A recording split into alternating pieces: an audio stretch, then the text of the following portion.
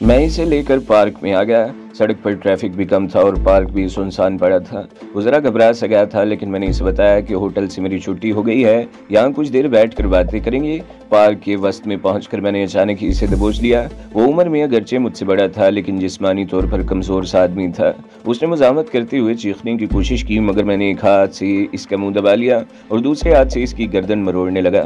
मुझे इस पर ज़रा भी तरस नहीं आया। मुझे जिंदा रहना था और अपने आप को जिंदा रखने के लिए इस जैसे लोगों का मरना जरूरी था। गर्दन मरोड़ कर मैंने इसे गंदे नाले में फेंक दिया। इसके लिए यही जगह सबसे ज्यादा मुनासिब थी।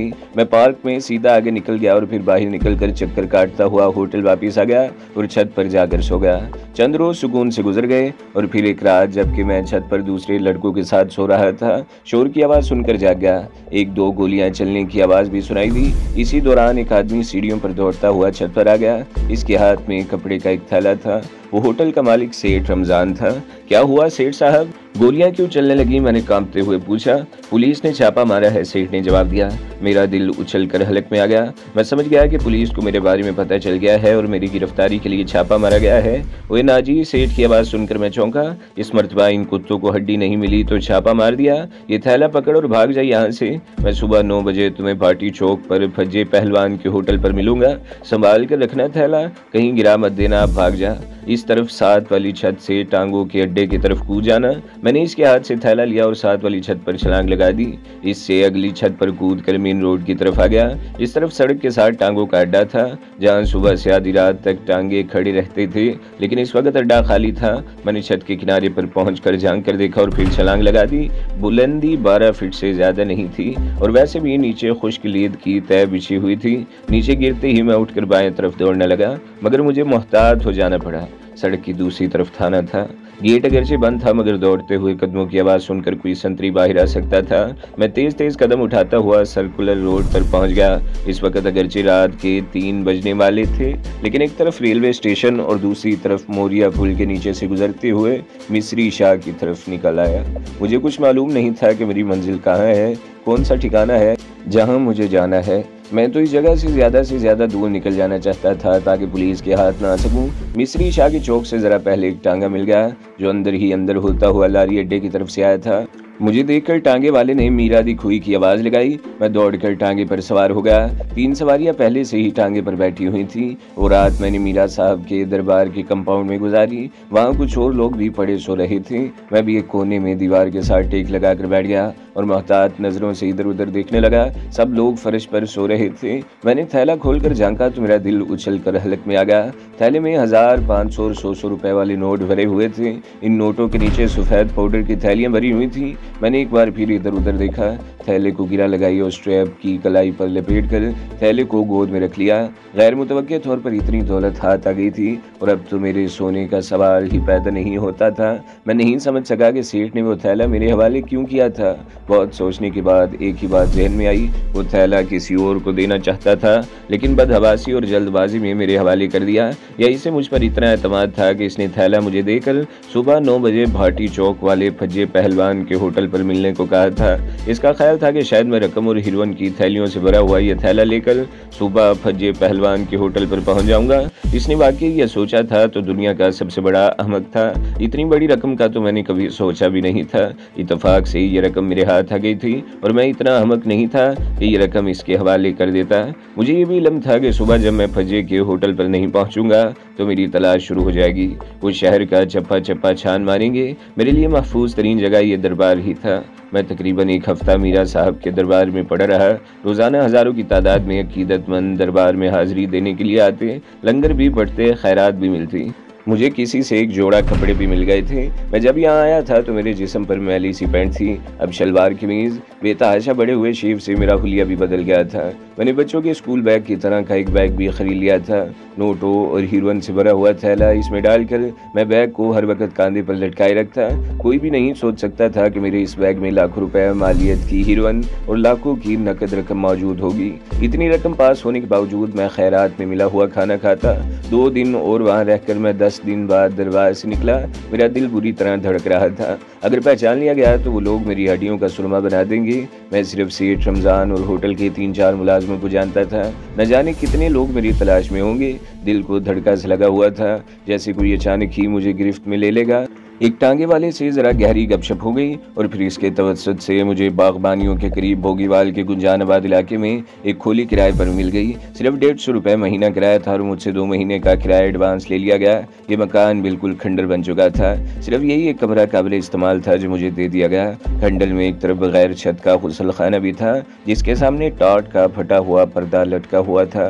टांगे वाले से मेरी दोस्ती गहरी हो गई। जब वो टांगा बंद करता तो मेरे पास आकर बैठ जाता। इस खोली में रहते हुए मैंने बतदरीज अपना हुलिया तब्दील करना शुरू कर दिया।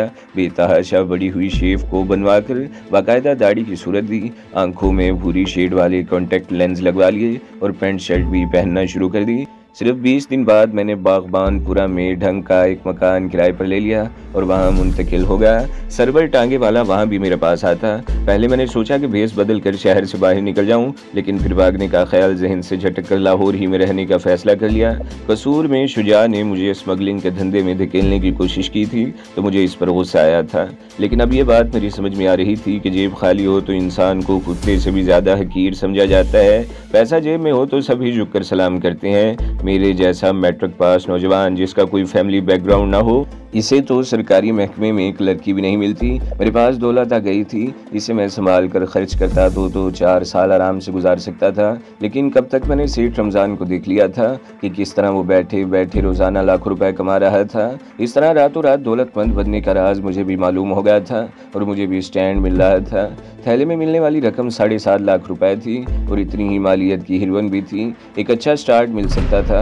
मैं कई रोज़ तक सरवर टांगे वाले का जायज़ा लेता रहा। मेरे ख्याल में वो काबिल एतमाद साथी बन सकता था। इसे एतमाद में लेने के बाद आखिरकार एक रोज़ मैंने इससे हीरोइन की बात कर डाली और इस तरह मेरा हीरोइन का बिजनेस शुरू हो गया। मेरा ज़मीर मुझे मलामत करता रहा, कचौके लगाता रहा। मैं अपने ज़मीर को थपकियाँ देकर सुलाने की कोशिश करता रहा, बाज़ औक़ात इसे डांट भी देता। कमबख्त तो इस वक्त कहाँ मर गया था जब शुजा की जवान और हसीन बीवी के साथ अपनी रातों को रंगीन बनाया करता था।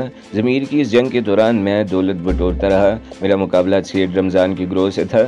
इस ग्रोह में बड़े बड़े जुगादरी किस्म के आदमी शामिल थे। मुझे भी कुछ काबिल एतमाद और अच्छे आदमी मिल गए। शहर में और भी कई ग्रोह ये गिनावना धंधा कर रहे थे, लेकिन सेठ रमज़ान की ग्रोह से तो गोया मेरी ठन गई थी। सेठ रमज़ान को भी पता चल गया कि मैं कौन हूँ और फिर वो खुलकर सामने आ गया। इस तरह हमारी गैंग वॉर शुरू हो गई। जहाँ जिसका दाव चलता वार कर गुजरता। इस गैंग वॉर में अब तक मेरा एक और सेठ रमज़ान के 2 आदमी मारे जा चुके थे और फिर न जाने किस तरह सेठ रमज़ान को यह पता चल गया कि नज़ीर मोहम्मद नाजी यानी मैं कसूर पुलिस को कत्ल के जुर्म में मतलूब हूँ। बात लाहौर पुलिस तक पहुँच गई। पुलिस ने यह भी मालूम कर लिया कि 1.5 साल पहले अकबरी दरवाजे के करीब गंदे नाले से जो लाश मिली थी, इसका कातिल भी मैं हूँ। मेरे गिर्द पुलिस का घेरा तंग होता रहा। मैं रुपया पानी की तरह बहा रहा था। मेरे साथी भी मेरा साथ छोड़ते जा रहे थे। मैं बिल्कुल तन्हा रह गया और फिर एक रात पुलिस ने मेरे मकान को घेरे में ले लिया। मैं बड़ी मुश्किल से वहाँ से जान बचाकर भागा था। मेरे लिए अब लाहौर में कोई जगह नहीं रही थी। मैं रातों रात वहाँ से भागकर सियालकोट पहुँच गया। 2 दिन वहाँ रहा और फिर वजीराबाद चला गया, जहाँ स्टेनलेस स्टील की कुटलरी तैयार करने वाली एक फैक्ट्री में नौकरी कर ली और रिहाइश के लिए फैक्ट्री के करीब ही एक कमरा भी किराए पर ले लिया। इन सारे हंगामों में 4 आदमी मेरे हाथों मारे जा चुके थे। मुझे मफरूर दहशतगर्द करार दे दिया गया था और अखबारात में मेरी तलाश के लिए बड़े बड़े इश्तिहार छप रहे थे। मेरी गिरफ्तारी के लिए 5 लाख रुपए के इनाम का ऐलान किया गया था। इस इश्तिहार के साथ मेरी वो तस्वीर छप रही थी जो मैंने मैट्रिक के इम्तिहानी फॉर्म पर लगाई थी। इस तस्वीर और मेरे मौजूदा चेहरे में बड़ा फ़र्क था, इसलिए मुझे अपनी पहचान लिए जाने का अंदेशा नहीं था। मैं 2 साल तक कुटली के इस कारखाने में काम करता रहा। इस दौरान मैं लाहौर पर भी निगाह रखे हुए था। सेठ रमज़ान ने मनशियात के धंधे में फिर अपने कदम जमा लिए थे। मैंने एक बार फिर लाहौर जाने का फैसला कर लिया। इस मरतबा मेरा इस किस्म के कारोबार का कोई इरादा नहीं था। मैं तो सेठ रमज़ान को सबक सिखाना चाहता था, जिसने मुझे बर्बाद किया था और ख़ुद कैसे फल फूल रहा था। लाहौर आने से पहले मैंने दाढ़ी साफ़ करवा दी, अलबत्ता मूंछें बढ़ा दी।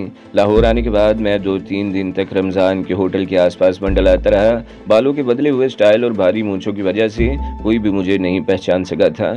अपनी हिफाजत के लिए मेरे पास स्टेनलेस के ब्लेड वार खंजर थे जो वजीराबाद की कुटलरी फैक्ट्री में मैंने खुद तैयार किए थे।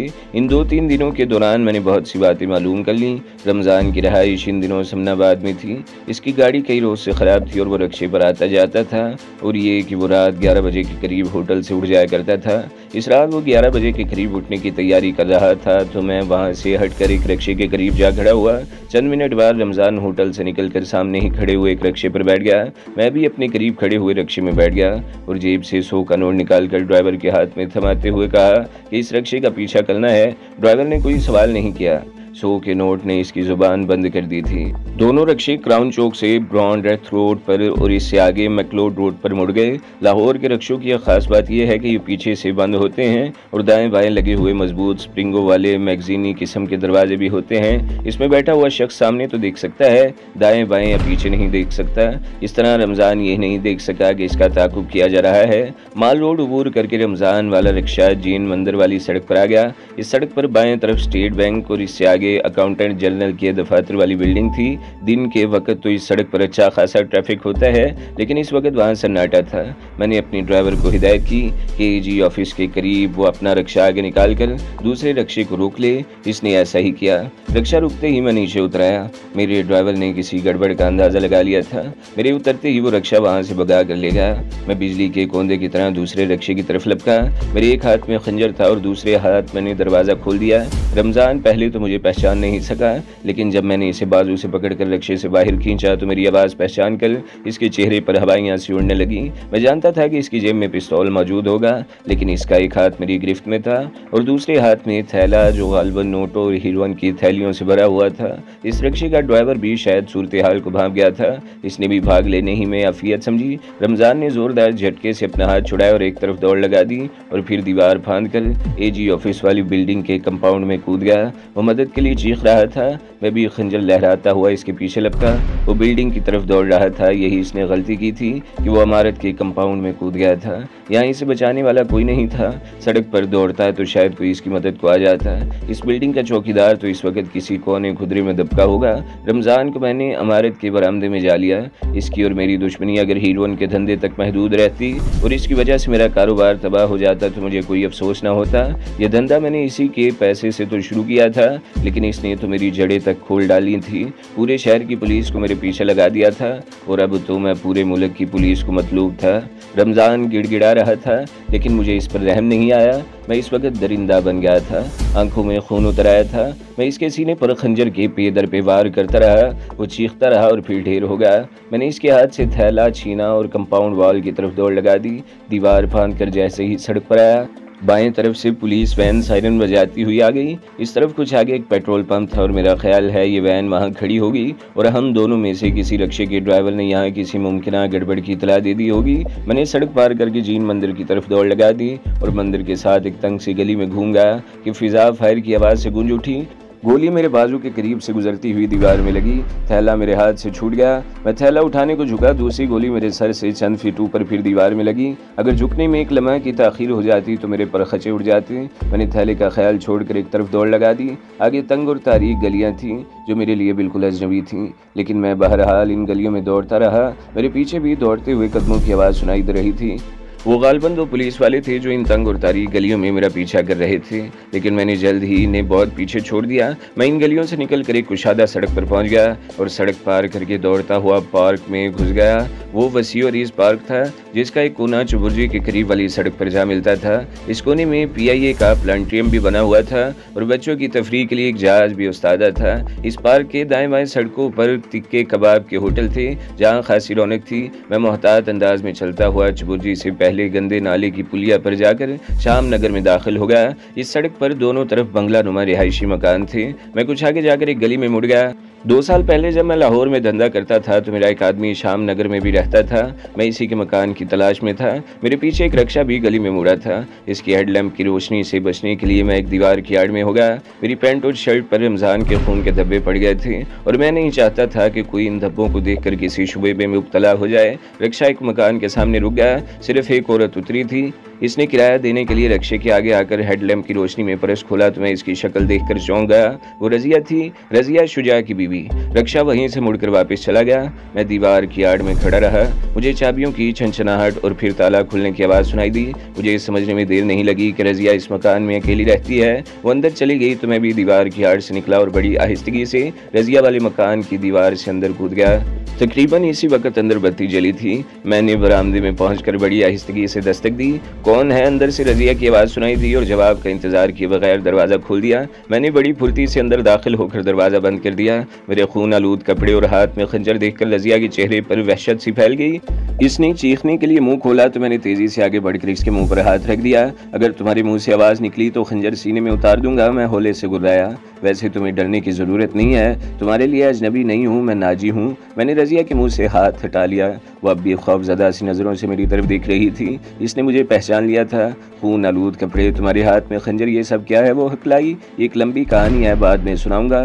घर में इस वक्त तुम्हारे अलावा और कौन है? मैंने पूछा। कोई नहीं, मैं अकेली रहती हूँ, रजिया ने कहते हुए दरवाजे का बोल्ट चढ़ाकर लॉक कर दिया।